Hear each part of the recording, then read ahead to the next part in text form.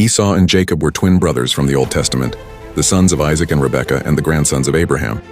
Their story, found in the book of Genesis, is one of sibling rivalry, deception, and eventual reconciliation, and it has significant implications for the history of the nations of Israel and Edom.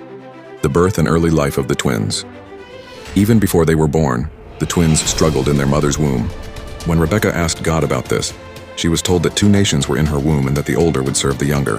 Esau was born first. He was red and hairy, and he grew up to be a skilled hunter, a man of the open country. His father Isaac loved him for the wild game he brought. Jacob was born grasping his brother's heel, which is reflected in his name, a Hebrew idiom for he grasps the heel, or deceptive.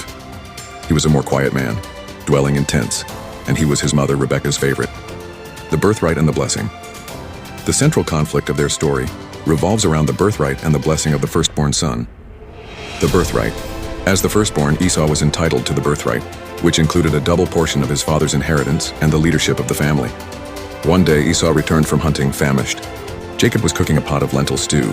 Esau, desperate for food, traded his birthright to Jacob for a bowl of the stew, swearing an oath to seal the deal.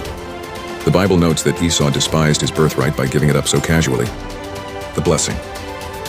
When Isaac was old and blind, he planned to give his final patriarchal blessing to Esau. Rebekah, overhearing this, devised a plan with Jacob to deceive Isaac.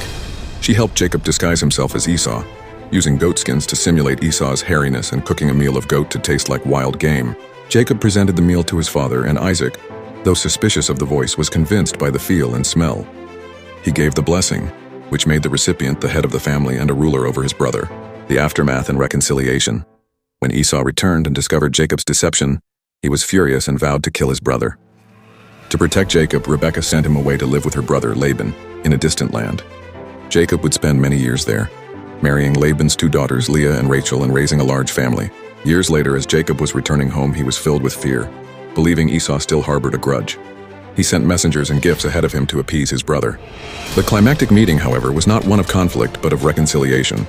Esau ran to meet Jacob, embraced him, and wept with him. The brothers made peace, and Jacob eventually settled in the land of Canaan. Legacy. The story of Esau and Jacob is a foundational narrative for the nations that descended from them. Jacob's name was changed to Israel by God, and his descendants became the Israelites. Esau became the progenitor of the Edomites, an ancient enemy nation of Israel. The story serves to explain the historical relationship between the two nations and their eventual destinies.